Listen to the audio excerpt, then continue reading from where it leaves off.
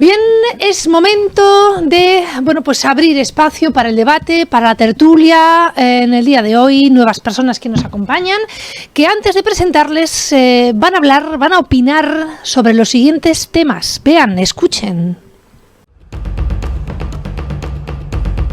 El Congreso aprueba la ley trans en medio de una gran polémica. Elespañol.es. El Congreso aprueba la ley trans que divide al feminismo. Los precios suben sin control a pesar de las medidas del gobierno. El Confidencial. El IPC subió un 5,9% en enero y los alimentos escalaron un 15,4% pese a la bajada del IVA. ABC. El IPC no responde a la rebaja del IVA de los alimentos y se acelera hasta el 5,9% en enero. ¿Por qué bajan los nacimientos en nuestro país? ABC. Hacia el hundimiento demográfico, 2022 anota el peor dato de natalidad en más de 80 años. El Mundo. Hundimiento demográfico. ¿Nos quedamos sin niños? Analizamos todos estos temas con nuestros invitados de hoy. Los invitados de hoy, como no podría ser de otra manera, están con nosotros para opinar sobre todo esto. Manuel Arnal, muy buenas. Hola, buenos días. Bueno, bienvenido, que es un placer que una vez más usted afronte en este caso el reto con los temas que buscamos. A su lado, María Victoria Arruga, buenos días. Buenos días. Repite buenos usted, días esto es buena señal. Repite usted, esto es buena señal. Muchas gracias por la invitación. Bien, pues vamos a empezar además y lo hacemos con un tema, vamos a extendernos un poquito más en ese primer sumario. Lo veíamos, ¿no? La ley trans. Vamos a dejar una pequeña pildorita para que todos los oyentes y telespectadores sepan a lo que nos queremos referir y les pedimos opinión. Vean, escuchen. El Congreso de los Diputados aprueba la ley trans. Elespañol.es. El Congreso aprueba la ley trans que divide al feminismo. La ley ha conseguido dividir al gobierno, el rechazo de una parte del feminismo y la oposición de quienes rechazan que un menor de 16 años pueda cambiar de sexo sin informe médico. 20 minutos. Cambio de sexo sin informe médico a los 16 años. HuffPost. El Congreso aprueba la ley trans con la abstención de Carmen Calvo. El Independiente. El Congreso aprueba la ley trans y Carmen Calvo rompe la disciplina de voto del PSOE. ¿Es lógico que un menor de 16 años no pueda comprar una mascota sin autorización y pueda cambiar de sexo sin informe médico? ¿Por qué una parte del feminismo se opone a la ley trans? ¿Acabará esta ley con el deporte femenino? Lo analizamos con nuestros invitados. Fíjense si hay opiniones. Antes de nada, primeras sensaciones después de escuchar y ver este vídeo. Señor Arnal. Bueno, primero es un déjà vu porque cuando salió el anteproyecto en verano del año pasado ya generó mucha polémica, que incluso se analizó aquí también en una tertulia precedente. Y es evidente que es una ley que sale con 91 votos a favor, 60 en contra y 91 abstenciones, creo. Pues indica que hay no solo debate en la sociedad, sino debate parlamentario, ¿no? Lo que pasa que yo siempre digo que con estos temas donde estamos hablando de la vida de personas, tenemos que tener una perspectiva bastante rigurosa del tratamiento que se hace, ¿no? No entrar en el esperpento, pero ver también sus consecuencias. Y voy a dejarlo aquí. Y porque vale. Luego entraré en algo más. Sí. Venga, además yo también tengo preguntas. Señora Arruga, así como le decía también la señora Arnal, opiniones. Sí, sorprende, ¿verdad? Que esta ley tenga como único requisito el cambiar de sexo la voluntad de la persona. La voluntad incluso de un joven mayor de 16 años, ¿no? Claro, también la ley contempla que puede cambiar de sexo adolescentes entre 14 y 16 años acompañados de sus padres o del tutor, e incluso cambiar de sexo entre los 12 y 14 años, que aquí sí que necesitan el enjuiciamiento, ¿no? O sea, el consentimiento de un juez judicial. Pero bueno, yo creo que esto es una barbaridad, porque, entre otras cosas, estos jóvenes con estas edades, algunos de ellos no han llegado incluso a la madurez sexual. Y antes de esto ya se les permite poder cambiar de sexo. A mí me parece que se han pasado un poco estos políticos al aprobar esta ley. Hablando de voluntades, claro, estos políticos, lo que alegan, ¿no?, cuando la opinión pública precisamente explica, ¿no?, que la voluntad, o que al menos la realidad es que a partir de los 16 años, sin ningún tipo de autorización, puedas cambiarte de sexo, es que no entendemos, no hemos estado nunca en esa circunstancia, ¿no?, en la circunstancia de la ley, no nos encontramos empatizando con esta realidad. ¿Qué piensan, ¿no? ¿Qué tienen que decir? Bueno, primero evidentemente había unas situaciones personales que había que normalizar desde el punto de vista legal. No hay que olvidar que dentro del ámbito europeo hay 8 países que tienen regulado normativamente esta situación. El debate entre género y sexo ya viene de la Carta de Estambul, donde se define qué es género y qué es sexo en estos aspectos, ¿no? Uh-huh. Había una realidad social que había que regular porque se estaban generando, problemas incluso jurídicos, legales, médicos, y había una demanda de ese colectivo, que no nos engañemos, está. Por cierto, no es solo la ley trans, el texto de la ley habla desde la libertad sexual, lesbianas, de LGTBI, el colectivo LGTBI, ¿no?, para que nos entendamos. Hay que leerse la exposición de motivos para ver qué es lo que se regula. En cuanto a la autodeterminación, yo personalmente, no estoy hablando representativamente, sino personalmente, las dudas que tiene determinado el movimiento, digamos, tradicional feminista, creo que son unas dudas acertadas en determinadas derivadas que puede tener esto. Y en cuanto a la situación de la persona, yo creo que hay que analizarlo caso a caso. Caso a caso, hay que leerse bien la ley porque esto no es tan fácil como parece, ¿eh? Hay que leerse, habrá que ver el desarrollo, habrá que ver cuando se generen conflictos jurídicos entre partes, ¿eh? Hoy en día las familias son muy diversas, un padre puede pensar una cuestión, otro otra, etcétera, etcétera, y entonces es una ley necesaria, como se ha visto en esos otros 8 países europeos, conflictiva, como se ha visto también en esos países, y últimamente, por ejemplo, la ministra principal de Escocia ha tenido, entre una de las cuestiones que ha dimitido, es precisamente por su propuesta de ley trans no aceptada por su propio partido. Estamos viendo que es un debate muy abierto todavía en Europa, y para mí lo fundamental es preservar esa salud mental, y social de las personas que tienen esta orientación.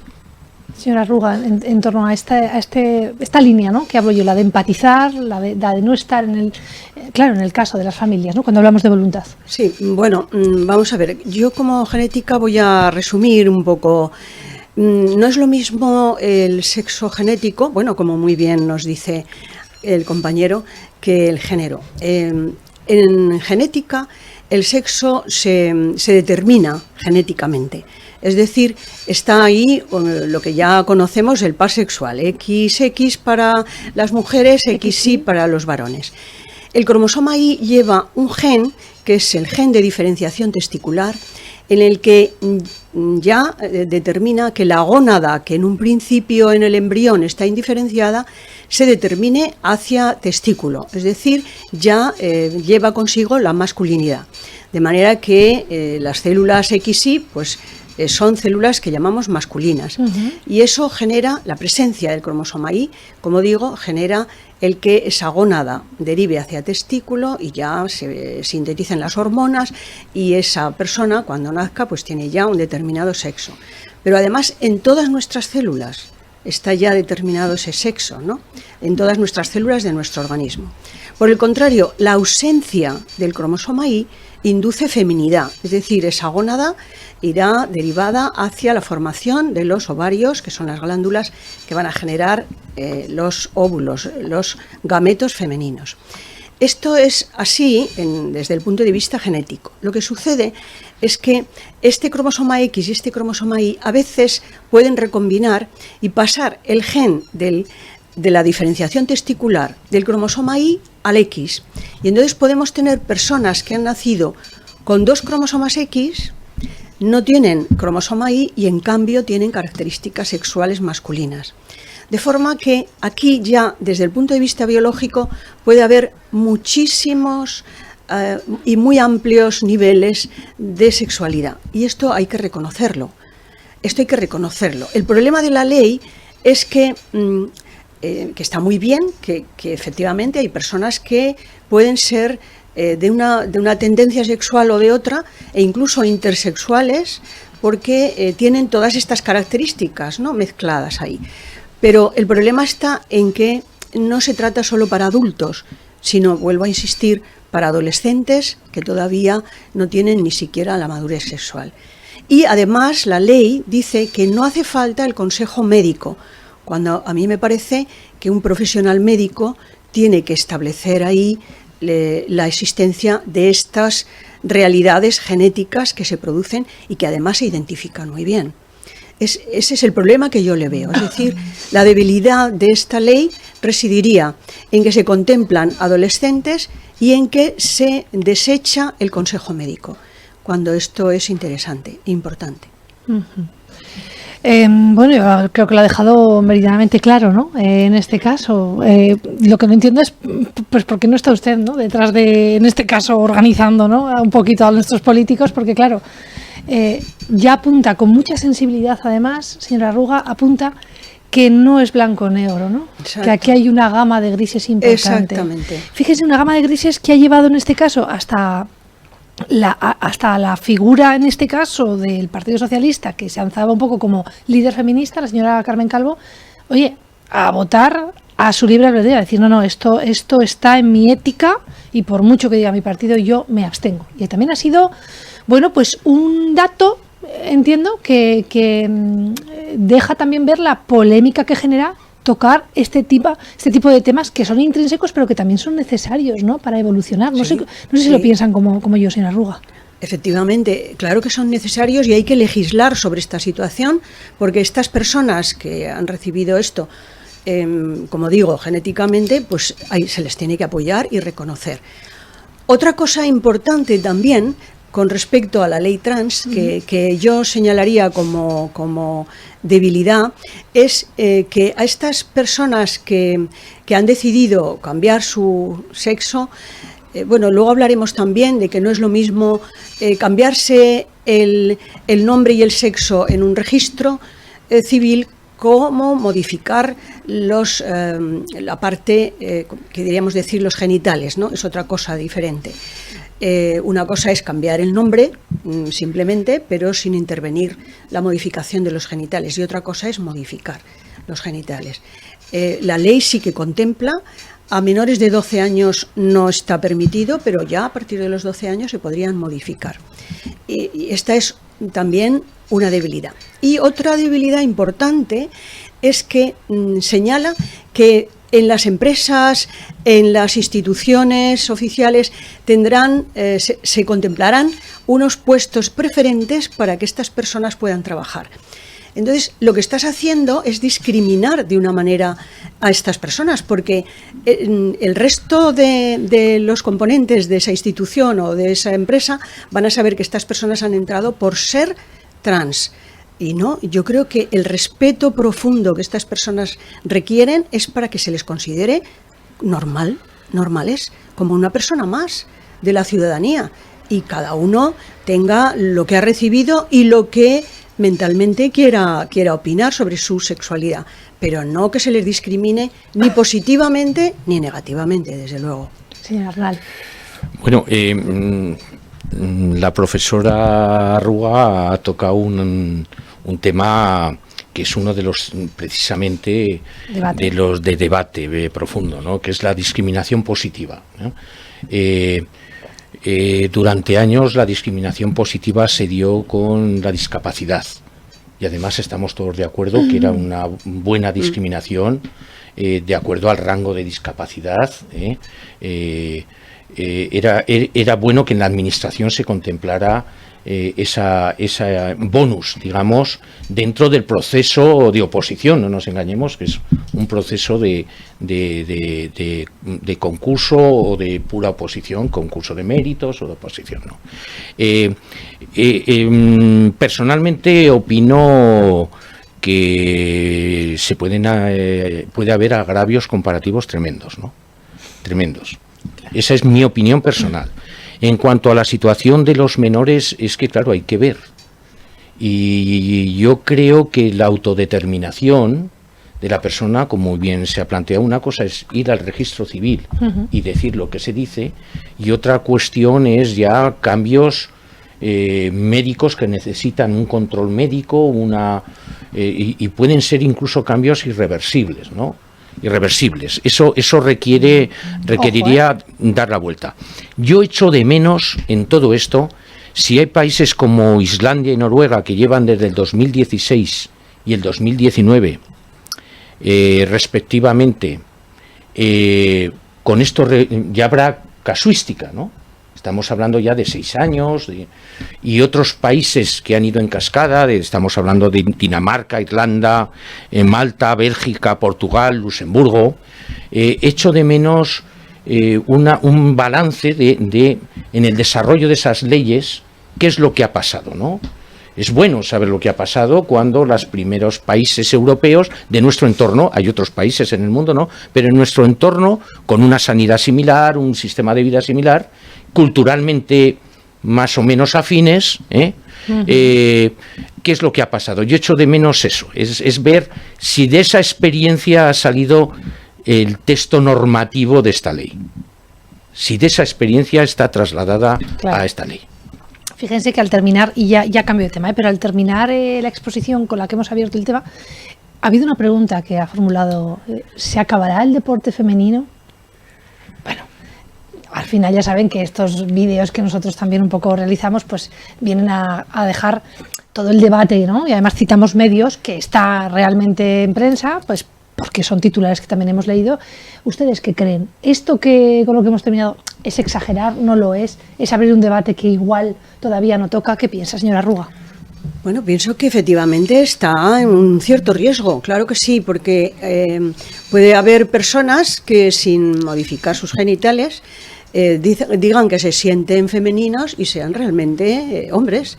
Entonces, claro, tienen su musculación, su capacidad torácica, su capacidad pulmonar mucho mayor que las mujeres, por eso se separa el deporte femenino del masculino, precisamente, y que, como dice además la ley, que no habrá identificación de sexo en el deporte, pues entonces claro que sí que puede, no tanto peligrar, pero sí haber una serie de privilegios para una serie de personas que puedan pasar inadvertidas, que son varones y están actuando en un deporte femenino. Claro. ¿Qué piensa, señora Arral?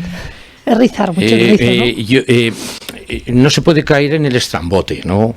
No se puede caer pero sí que hay experiencias. Recordemos lo que pasaba con las selecciones de determinados países europeos del este en los Juegos Olímpicos y en otras competiciones.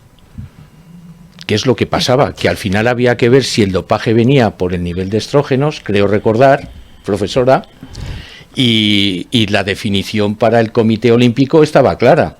Hasta determinado nivel eras una mujer y entrabas en deporte femenino, y si no, no entrabas. Claro, pero se hacía un chequeo, es decir, se hacía una prueba para demostrar que esa persona estaba dentro de la línea femenina o masculina. Pero la ley dice que no será necesario, no será obligatorio. Venga, vamos a cambiar, lo vamos a dejar aquí, cada uno ya que vaya sacando conclusiones. Insisto, recogemos al final reacciones de los medios, de todos los colores y un poquito de todos los ámbitos. Son titulares que hemos leído. Más temas, voy a cambiar. Nos vamos a uno que afecta directamente al bolsillico de todos. Vean, escuchen. Las familias asustadas por las subidas de precios. El Confidencial. El IPC subió un 5,9% en enero y los alimentos escalaron un 15,4% pese a la bajada del IVA. ABC. El IPC no responde a la rebaja del IVA de los alimentos y se acelera hasta el 5,9% en enero. Ocu.org. Los precios de los alimentos siguen en alza. ¿Por qué está ocurriendo esta subida? ¿Hasta dónde llegarán? ¿Se está aprovechando a alguien? ¿Por qué las medidas del gobierno no son suficientes? Escuchamos la opinión de nuestros invitados. Pues voy a empezar por aquí. ¿Por qué las medidas de nuestro gobierno no son suficientes, señor Arnal? Pues porque estamos en un mercado que no está intervenido, estamos en un mercado libre. Aquí se quiere soplar y sorber muchas veces, ¿no? Soplar, es decir, uy, está subiendo, pero sorber que no se intervenga el mercado, ¿no? Entonces, hay problema. Yo creo que son muchas las causas. A mí me enseñaron de joven que un problema complejo no tiene soluciones sencillas. Y yo creo que es un axioma científico, además. Aquí estamos hablando de una complejidad de múltiples factores, ¿no? Entra la energía, entra los canales de distribución, etcétera, etcétera, ¿no? Entra otra cosa que nos estamos olvidando, que es que España exporta, y exporta mucha alimentación, mucha. Está pasando con el aceite, ¿dónde va? Donde mejor se paga. Y cuando hay escasez, ¿qué es lo que está pasando? Va donde mayor se paga, se tensiona el mercado. Ha habido en cadena cuestiones como puede ser, tú puedes tener carne, pero para hacer 1 kilo de carne necesitas tener piensos que están encarecidos, transporte para el matadero, la manipulación, etcétera, etcétera. Seguramente los titulares son los titulares, pero no se da el dato, ¿no? Estamos hablando del 5,9 cuando se decía, y creo recordar el apocalipsis, si no era según San Mateo, era el apocalipsis total de lo que iba a pasar con la inflación. España en estos momentos es el país que menos inflación tiene de la Unión Europea, seguido de Francia, que está en el 6, o sea, nos llevamos una décima en esa. Pero hay países europeos que están muy mal. De la Unión no, el Reino Unido está en el 10%. Italia está por ahí también. Aquí deja datos. Entonces, yo, según se dice, los analistas, seguramente a finales de este trimestre vamos a empezar a ver cómo determinados alimentos muy inflacionistas empiezan a bajar. No nos olvidemos también que las medidas del gobierno fueron para huevos, leche, pan, determinados alimentos. Y lo que está subiendo muchísimo es el aceite, está subiendo mucho las carnes, alimentos elaborados. Luego les voy a etcétera. dejar la reflexión de un oyente que además me lo decía ayer y que me encantó. Lo he sacado también en la tertulia de esta mañana. Pero antes, señora Arruga, sí, la misma pregunta, ¿no?, que le formulaba el señor Arnal. Sí, ¿por qué sube? Bueno, yo soy una ama de casa que va a la compra cada día, a diario, pero además quiero controlar el gasto de mi casa. Entonces tengo una aplicación, es un Excel, donde voy poniendo las distintas tiendas donde voy comprando y los precios de cuando vuelvo a casa con el ticket pongo los precios. Les puedo decir que desde el mes de agosto, que llevo haciendo el mes de agosto pasado, ya vi que esto iba subiendo y subía unos céntimos en todas las tiendas, en todos los supermercados, que no voy a uno único. Sí, sí. De manera que cuando esto se ha alarmado, que ha sido pues un poco noviembre, diciembre con la Navidad, ya nos habíamos dado cuenta de que esto estaba subiendo y estaba subiendo proporciones importantes. Porque subía el precio del pan, el precio de la leche, de los alimentos básicos, y esto era ya un escándalo. ¿Pero qué está pasando? Y cuando ya los medios de comunicación nos informaron, pues, pero ya llevábamos meses con estas subidas. Claro, se estaba pidiendo que se rebajase el IVA al menos de los elementos básicos, el pan, la leche, la fruta. ¿Y qué ha pasado? Pues han bajado el IVA, pero bueno, como bien nos dice el compañero, pues los transportes, los combustibles han subido, bueno, y los propios intermediarios, no solamente el productor, sino el intermediario que luego comercializa el producto, pues también ha subido, y luego pues los propios finales, ¿no? Los supermercados. Entonces, a pesar de que bajaron el IVA, no se ha notado. ¿Por qué? Pues porque han seguido subiendo. Y entonces, pues la verdad es que el azúcar podemos decir que ha subido el 52,1%. Es decir, más del 50% del azúcar, la mantequilla, la leche entera, los aceites, los huevos, todos los productos lácteos, los cereales, las patatas. Y estamos hablando de alimentos básicos que todo el mundo necesita. No estamos hablando de alimentos gourmet, que ahí sí que se entendería. ¿Dónde está el error, a su juicio? ¿Está el error en que los dueños de los supermercados se están aprovechando, o está el error en que el gobierno no ha gestionado bien con los supermercados? Señora Arruga. Yo creo que está en la avaricia de unos y de otros. El gobierno no se ha atrevido a hacer una reforma como tendría que haberla hecho, y luego la avaricia de los intermediarios y los supermercados. Porque sí, lo puedo justificar por mi Excel de este verano. Increíble. En que sin ninguna razón empezaron a subir. Empezaron a subir céntimos, pero estamos hablando de 50, 60 céntimos en un producto que valía 80 céntimos. Igual nos vamos, señora Arnal, por casa de la señora Arruga para ver lo que compra ese Excel y por lo menos también ajustarnos un poco más al bolsillo, ¿no? Porque yo también voy a comprar. ¿También tiene Excel? Sí, no tengo Excel, pero cuando compras una dorada que costaba €1 menos el kilo, €1 menos. Sí. €1 menos. Sí. De 6 a 7. Yo creo que nos entendemos, ¿no? Sí, de 6 a 7. Sí. El 10% sería 60 céntimos. Pues no. No ha sido así. No quiero hablar del aceite, ¿no? Porque el aceite ha sido tremendo, ¿no? Y otros alimentos. Yo digo que igual hay una confabulación de las grandes distribuidoras y los grandes proveedores para que no haya diabetes y no haya obesidad, porque están subiendo, por ejemplo, el azúcar, y dicen, bueno, pues vamos a ponérselo muy caro para que no consuman esto, ¿no? El mercado, hay que diferenciar lo que es los alimentos básicos, que son básicos, a los alimentos que podríamos considerar superfluos, ¿no?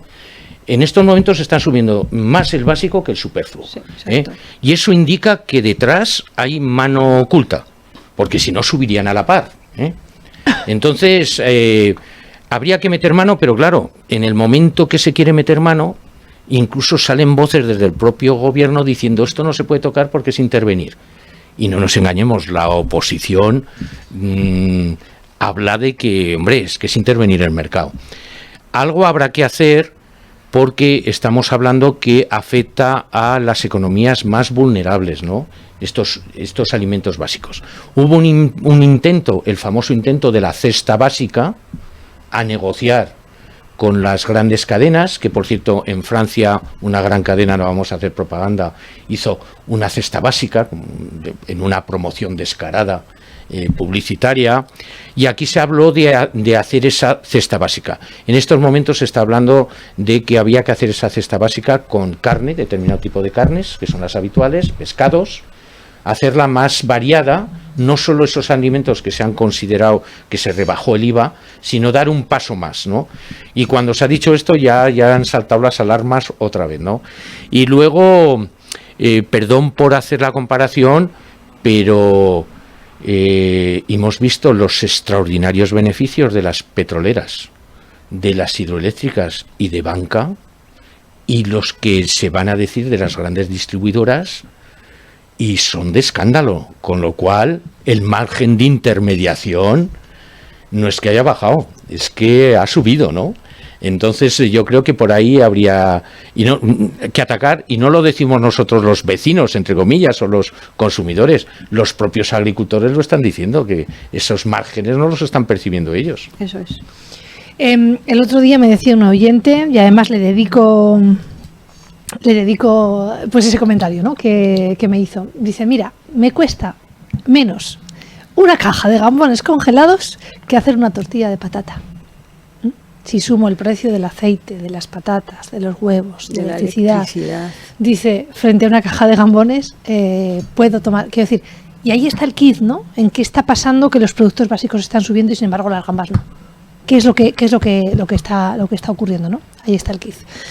Y por cierto, que hoy o esta semana también hay otro quiz que tiene que ver con la natalidad y que les vamos a contar. Vamos a otro tema a continuación. Vean, escuchen, porque hay datos que sobrecogen un poquito para España. No sé quién nos va a pagar las pensiones aquí a una servidora. Escuchen. ¿Desaparecen los niños de nuestro país? ABC. Hacia el hundimiento demográfico. 2022 anota el peor dato de natalidad en más de 80 años. El Mundo. Hundimiento demográfico. ¿Algún medio señala al culpable? esdiario.com. Sánchez consuma el hundimiento demográfico con la peor tasa del siglo. ¿Qué supone la caída de nacimientos? ¿Afectará nuestra economía? ¿Quién pagará nuestras pensiones futuras? Se lo preguntamos a nuestros tertulianos de hoy. No les puedo negar que algo de preocupación aquí una servidora cuando escucha, ¿no?, que desde 1941 es el dato pues más bajo de la natalidad en España. Yo pensé, bueno, pues entonces este sistema que a mí me han contado, yo voy a recibir algo, igual que pues lo hacen mis padres o lo han hecho, ¿no?, en este caso nuestros mayores. Oye, ¿qué les parece a ustedes este dato, ¿no? ¿Qué sensaciones tienen con la bajada tremenda? Tercer año consecutivo, señora Arruga. Me parece una tragedia para un país y para una sociedad. ¿Por qué en España nos empeñamos en copiar de algunos aspectos o leyes, como hemos hablado antes, de otros países que nos parece que funcionan muy bien, como la ley trans de Holanda o así hemos dicho, ¿no? ¿Y por qué no nos fijamos en cómo han actuado para este tema de la natalidad y del índice de natalidad en otros países como Suecia o Francia, donde se encontraron en algunos años? Suecia, por ejemplo, pues estaba en una situación semejante a la que hoy está España. ¿Cómo lo resolvieron? Ayudando a las familias desde el Estado para que puedan tener una suficiente economía para educar no a uno, a dos y hasta tres. No necesariamente se les imponía un número de hijos, pero sí que se les ayudaba desde el primer hijo que se tenía. Se les ayudaba en todo, económicamente y socialmente, para que la madre pudiera seguir trabajando incluso, o para que pudieran llevar una vida perfectamente adaptada a su nivel.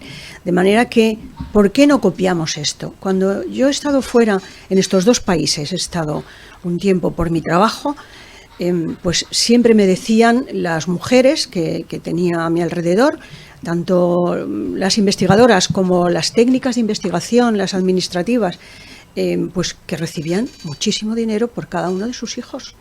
Y entonces no era un problema económico, no les reducía su actividad ni su nivel de vida el tener un hijo. Aquí en España sí, la ayuda es que es mínima. Entonces, claro que sí que se lo tienen que plantear las parejas, decir, bueno, estamos llevando un nivel económico y ahora si tenemos un hijo es que vamos casi a tener que pedir a nuestra familia para poder sobrevivir. Es que esto no puede ser. ¿Por qué no nos fijamos en esos países lo que han hecho y cómo han ayudado a las familias? Esto es lo que tendríamos que hacer. Peor dato de la natalidad en los últimos 80 años. Señor Arnal. Primero, lo que digo siempre en materia estadística. Esto me recuerda a los tiempos de estudiante cuando estudiaba precisamente demografía y demás, ¿no? Primero hay que ver la estadística. Las tasas son sobrepoblación y demás. Salimos de una pandemia donde ha habido un balance vegetativo, digamos, en estos momentos negativo, ¿no? Ha muerto más gente que ha nacido, ¿no? Los nacimientos siempre vienen vinculados, cuando yo estudiaba se decía, a criterios culturales, criterios económicos y criterios sociales, ¿no? En España tuvimos en los años 60 el baby boom, en la década de los años 60, que llegó hasta los 70, finales de los 50 y principios de los 70, donde estamos hablando que en Aragón había en aquella época un 20.000 nacimientos, ahora estamos en 9.000, 20.000 nacimientos año, con menor población, teníamos menos población. Ya es que 9.000. Pero ¿qué pasaba entonces? Culturalmente, no había sistemas claros de control de natalidad. Sí. Las mujeres mayoritariamente trabajaban en casa. Sí. Digo, trabajaban en casa. Sí, sí. Siempre ha sido trabajo. Y se planteaba la maternidad con 25 años. Con 25 y no con años, era otra, culturalmente era otra cuestión. Comparto lo que dice mi compañera María Victoria, que en otros países, Francia tiene un cheque por hijo, creo recordar, de 300 euros al mes. Creo recordar, de ayudas.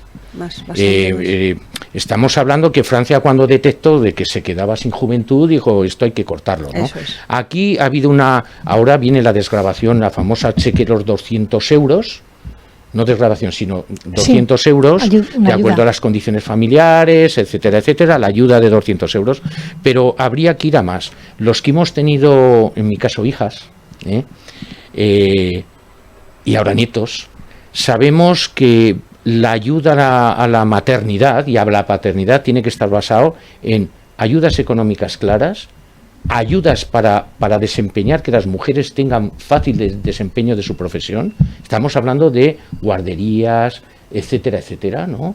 Y el acompañamiento, hoy en día, el tener un hijo, antes volábamos muy pronto y ahora se vuela muy tarde. Entonces estamos hablando de que esas ayudas tienen que venir acompañadas con un sistema bueno de becas, estudio, etcétera, etcétera, que ayude a las familias. Esto requeriría un gran pacto de Estado y precisamente para solucionar ese tema, ¿no? Y por cierto, en Aragón no somos de los que peor estamos en tasa de natalidad. No, en esta ronda no ganamos a peor, ¿no? Menos mal. Vamos, menos mal. En alguna cosa tenemos. Y ahora claro, la realidad, ¿no? ¿Ustedes creen también que este dato, el descenso de la natalidad, va también en este caso con el retraso de las maternidades? También puede ser, ¿no? Que haya pues muchos problemas de infertilidad al final, o de que no salgan los planes como uno desea, si se plantea, ¿no? Una maternidad a lo mejor con 40 años o a partir de los 37, que es donde está, 35, 37, que es donde está la media. Y en caso de que ustedes crean que los datos pueden ir también un poco en positivo, oye, ¿el sistema de pensiones se va a ver afectado?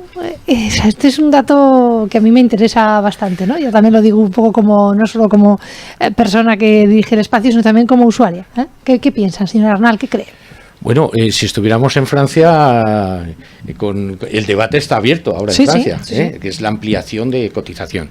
En España hay que recordar que previendo esto se amplió la edad de jubilación, Ya está por 66 y acabará en 67, En Francia se están pegando porque no se ponga a los 64, creo, porque están en 62 ahora.